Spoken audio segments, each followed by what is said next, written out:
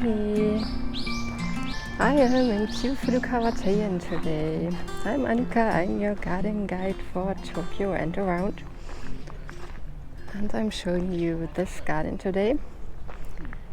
It has been ages, or it feels like ages, since I was here for the last time. And the facade of the Western style building, the residence, is under construction at the moment. We will see later. I just started with a different route today.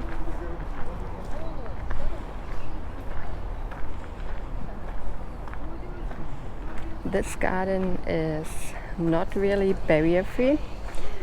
They say this is the barrier free route, but you can see that the slope is quite steep. So it's and covered with gravel, very difficult to access with wheelchair. And also most of the routes inside the Japanese garden aren't accessible with wheelchair. At the moment is the major time for the rose flowers. They have the autumn flowering roses and the spring flowering roses, and festivals for both times. And that's probably the reason why there are quite many people here today.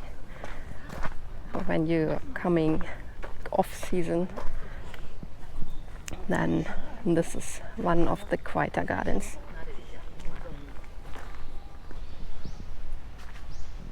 For the Japanese style garden, Ueji wanted to bring the mountains to the flatlands of Tokyo. That's why we have a small gorge here behind these plants, and also a high waterfall.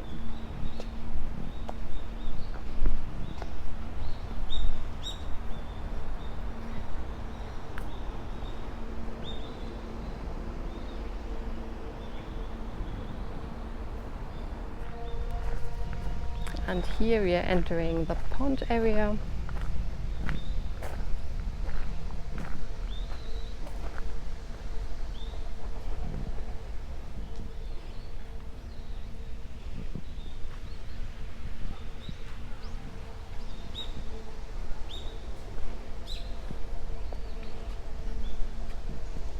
With the giant snow viewing lantern.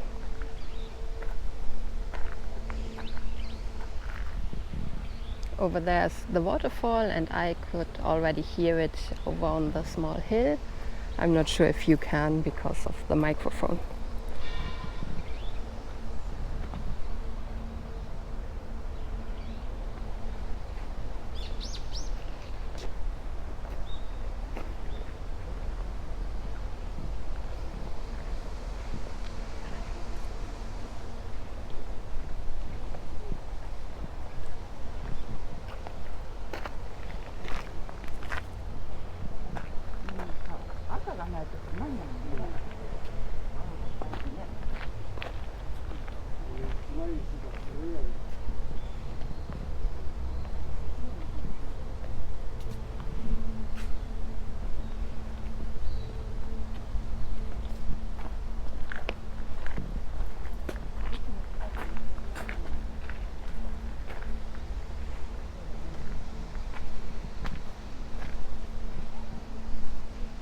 Well, let's get a little bit closer to the lantern, and on the right side is also a dry waterfall setting.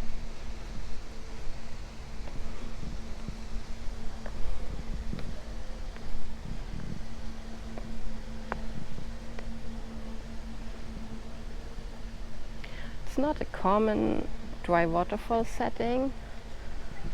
It seems we can step a little bit closer because they only set this one here. So we have actually two rocks that seem to be mirror stones, the prominent one here, but the actual one is over there, which is partly hidden. So usually you only have one, and then the accompanying stones left and right. But here the setting is a little bit uncommon.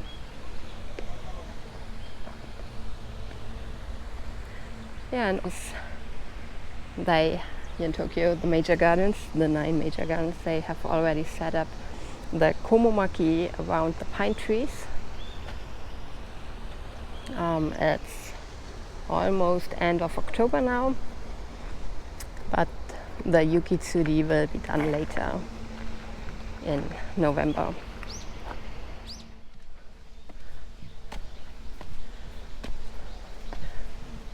So this is the tea house garden. It's a nice moss carpet. You can't enter usually, only when they have tea events. But also then you can't walk around the garden, only towards the tea house and watching the garden from the tea house.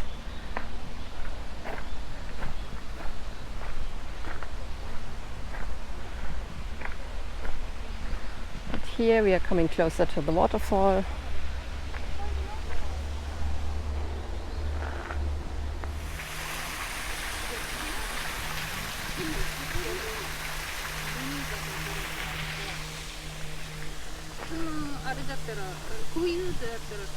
They use the natural difference in level for these kind of waterfalls, and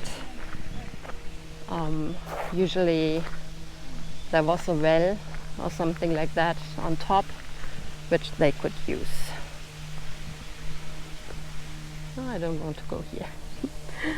I want to come from the bottom into the rose garden.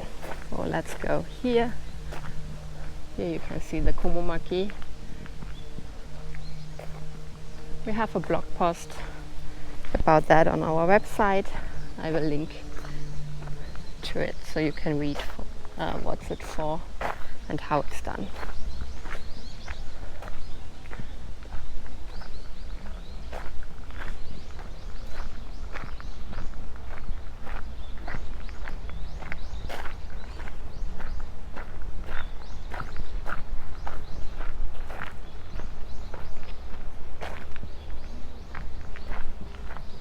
From here we can go from the Japanese garden into the Western style garden.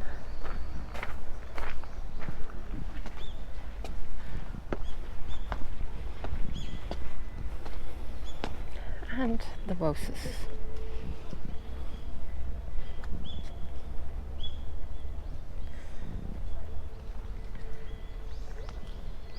Well, they have roses from all over the world. Almost from Japan, the other one was from America, but they also have some from UK or here, Germany.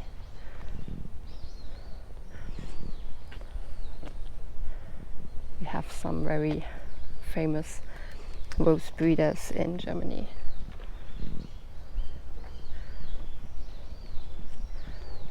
This one here is from France.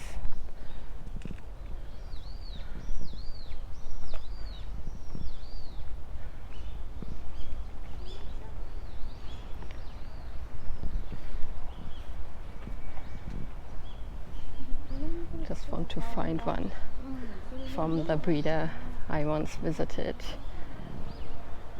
during my gardener training.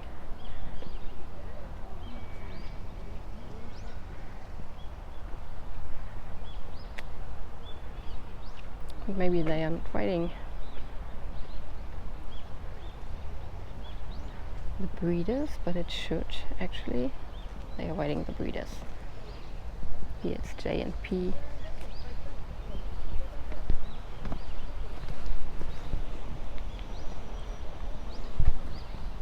But this is all Tantu. I haven't heard of Tantu. Ah, this one here.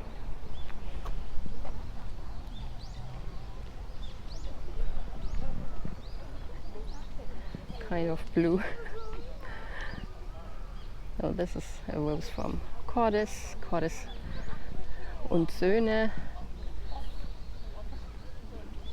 And I visited that breeder during my gardener's training because they needed young people continuing the work, but no one of us was interested in rose breeding.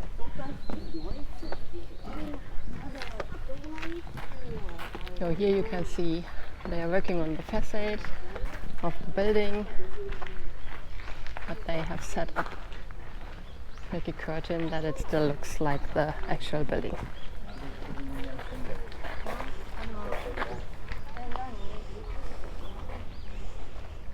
This is one from UK, named after a Japanese princess.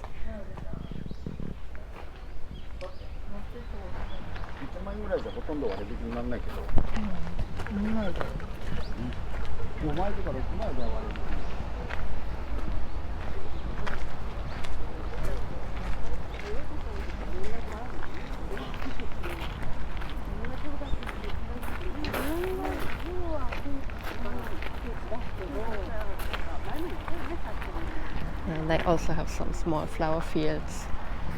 Not so nice in autumn and winter.